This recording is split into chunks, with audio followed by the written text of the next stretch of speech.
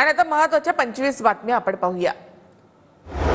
ठाकरे गटाने 97 जागा लढवल्या आणि 20 जागा जिंकल्या। मात्र ठाकरे गटाने टीका सुरू ठेवल्या तर 20 समोरील 0 सुद्धा निघून जाईल असा इशारा उपमुख्यमंत्री एकनाथ शिंदे यांनी दिलाय।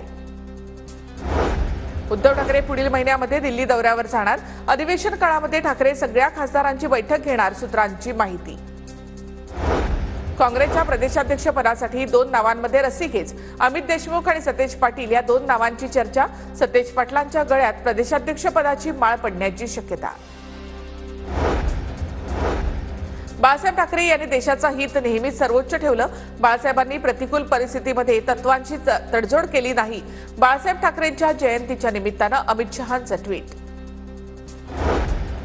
अमित शहांना बाळासाहेब माहितीच नाहीत। भाजपने शिवसेनेच्या नावाने राजकारणामध्ये चायना माल आणला। संजय राऊतांचा अमित शहांसह शिंदे गटावर देखील निशाणा। बाळासाहेब ठाकरे यांना भारतरत्न पुरस्कार मिळालाच पाहिजे। काहींना नियम डावलून भारतरत्न दिला। ढोंग बंद करा आणि बाळासाहेबांसह सावरकरांना सुद्धा भारतरत्न द्या। खासदार संजय राऊतांची केंद्राकडे मागणी। आणि एक महत्त्वाची बातमी, आणि काढून घेणं हा नितीश कुमारांचा आवडता खेळ। नितीश कुमारांनी मणिपूरमधून भाजपचा पाठिंबा काढल्यामुळे संजय राऊतांची टीका। मणिपूरमधून काही कारणांमुळे नितीश कुमारांनी पाठिंबा काढला असेल। बावनकुळेंचं राऊतांना प्रत्युत्तर। डॉक्टरांच्या उपचारावर शंका घेणं योग्य नाही। नितेश राणेंनी केलेल्या वक्तव्यावर बावनकुळेंची प्रतिक्रिया। कुर्ल्यातील नेहरू बस डेपोची मंत्री प्रताप सरनाईकांकडून पाहणी।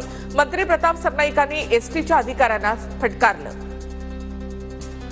आणि नाशिकमध्ये राज ठाकरे यांची नाराज पदाधिकारी आणि कार्यकर्त्यांसोबत चर्चा। विधानसभा निवडणुकीनंतर काही पदाधिकारी आणि कार्यकर्ते नाराज होते। माजी आमदार विलासराव जगताप आणि तमनगौडा रवी पाटलांची भाजपमधून हकालपट्टी।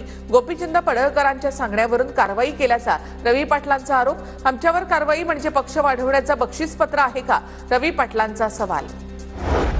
अभिजित बिचुकले यांनी शरद पवारांची भेट घेतली। पवार भीष्मपितामह, मी त्यांचा श्रीकृष्ण व्हायला तयार। वेळ येईल तेव्हा पवारांच्या पक्षात प्रवेश करेन। भेटीनंतर बिचुकले यांची प्रतिक्रिया।